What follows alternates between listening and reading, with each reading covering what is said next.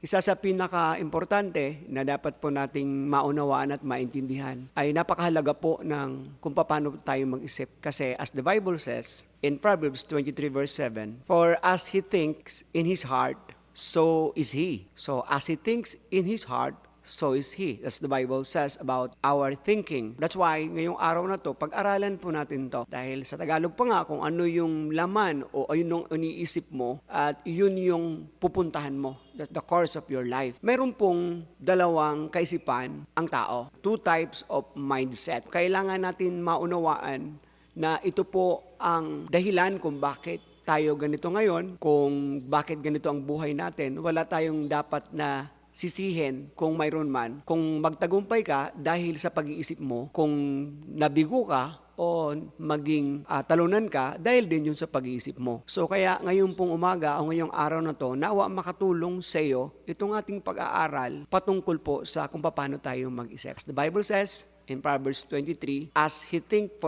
in his heart, so is he. So dalawang uri o two types of mindset. The negative mind and the positive mind. Dalawa lang naman po yun. Negative and positive. Pag-usapan po natin yung example ng Bible about the negative mind. Naalala niyo po yung 10 spy. Ang pag-usapan po natin ay nasa Numbers 13 verse 33. Pero ang context po nito ay inutusan ni Moses ang kanyang mga kasamahan na pag-aralan yung lugar na kanilang pupuntahan na ipinangako ng Diyos. So nagpadala si Moses ng 12 spies at yung 10 doon ay mayroong tinatawag natin negative mind. At yung 2 mayroong positive mind. So pag-usapan po natin. Ito po ang dahilan bakit ko po nasabi na mayroon pong negatibong kaisipan yung 10. Ito pong nasusulat. In Numbers 13 verse 33, there we saw the giants. The descendants of Anak came from giants. And ito po ang kanilang statement. And we were like grasshoppers in our own sight. So we were in their sight. So pansinin nyo po, ang pinapupunta sa kanila ay alamin yung lugar, kung gaano kataba at yung mga tao at anong klaseng lugar mayroon doon. Pero ang nakita po ng 10 ito ay sabi nila, katulad lang tayo ng mga tipaklong sa ating paningin at ganun din sa kanilang paningin.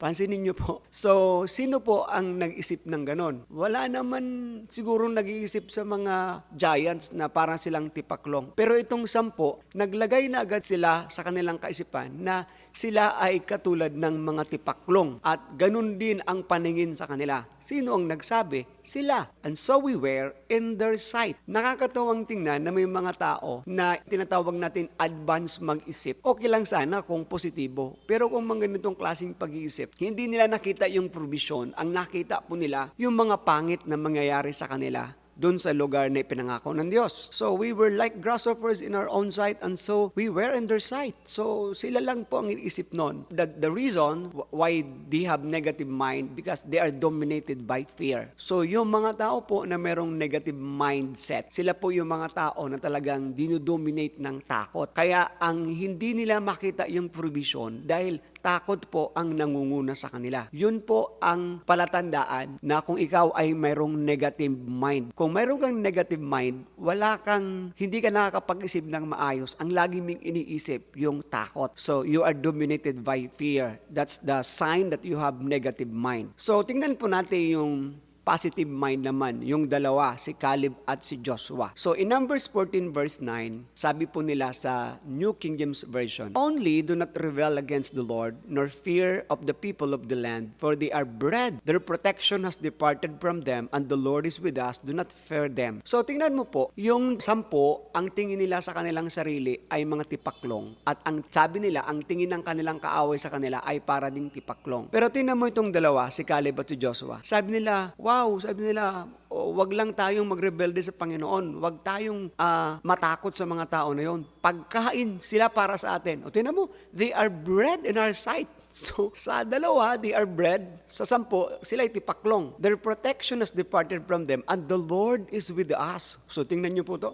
They are our bread, and the Lord is with us. So makikita po natin kung gaano mag-isip ang mga positibo. They are motivated by faith. So yung mga tao pong mga positibo, lagi po silang excited dahil mayroon po silang nakikita. Anong nakikita nila? Yung provision, yung mga gandang mangyayari sa kanilang buhay because they are motivated by faith to God. So, ang gandang isipin at kung ganito tayo mag-isip, sigurado akong magtatagumpay tayo. Huwag nating hahayaan na yung takot yung mag-dominate sa atin, but let our faith motivate us para mangyari yung mga bagay na gusto mangyari ng Diyos para sa atin. So ngayong umaga, magkaroon tayo ng reflection. How is your mind? Are you dominated by fear? Or are you motivated by faith? So that's the question. Kasi if you are dominated by fear, then you have negative mind. If you are motivated by faith, then you have positive mind. So ano ang challenge? If your mind is negative, turn it into positive. If your mind is dominated by fear, motivate it with faith. Kapatid, kailangan mo ng pananampalataya. Kapatid, kailangan mo ng magandang pag-iisip. Kung bakit ka ngayon ganyan, iyan ay dahil sa pag-iisip mo. Huwag mong sisihin ng ibang tao. Baguhin mo ang isip mo. Sabi ng Romans chapter 12 verse 2, sabi doon, change the way you think. Kung gusto po natin na huwag tayong umayon sa mundong ito, baguhin po natin ang ating pag-iisip. Turn your negative mind into positive. Turn your fear into faith. Magandang araw sa iyo. Nawa nakatulong sa iyo